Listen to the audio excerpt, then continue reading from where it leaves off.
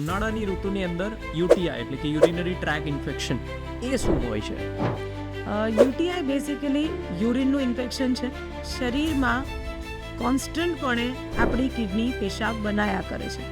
24 કલાકનો પંપ જે ચાલુ છે, શરીરમાં જે પણ લોહી ફરે છે એ લોહીમાંથી જેટલા પણ ખરાબ વસ્તુઓ છે જે કામની નથી શરીરને, એ બધો કચરો યુરિન વડે નિકાળ દેવો એ કિડનીનું કામ છે. પણ અગર શરીરનું પાણી જ ઓછું હોય તો પછી એ કિડની પર ભાર પડે.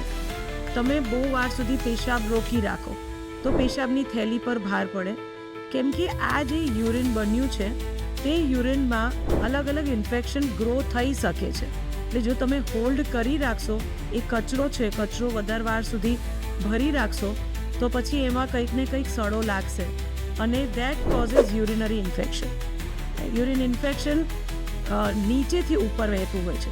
એટલે તમને બધાથી પહેલાં તમે જ્યાંથી યુરિન નીકાળો છો, પછી પેશાબની થેલી, પછી પેશાબની નળીઓ અને પછી કિડની, આમ રીતે ઉપર જતું હોય છે.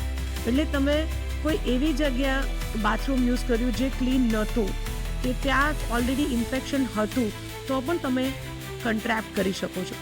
તમે કોઈ એવા કે સ્વિમિંગ પુલમાં કે કોઈ નદીમાં એવી જગ્યાએ ગયા કે જ્યાં પાણી ચોખ્ખું નહોતું અને એ તમારે શરીરને ટચ થશે તો એ પણ તમને રેટ્રોગ્રેડલી ઇન્ફેક્શન, યુરિન ઇન્ફેક્શન ક્રિએટ કરી શકશે.